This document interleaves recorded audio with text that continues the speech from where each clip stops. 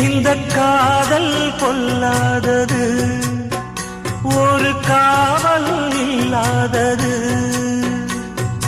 ஊதக்காத்தில் வஞ்சி மாது ஒத்தையிலே வாடும் போது போர்வை போல பொத்தி அணைப்பே.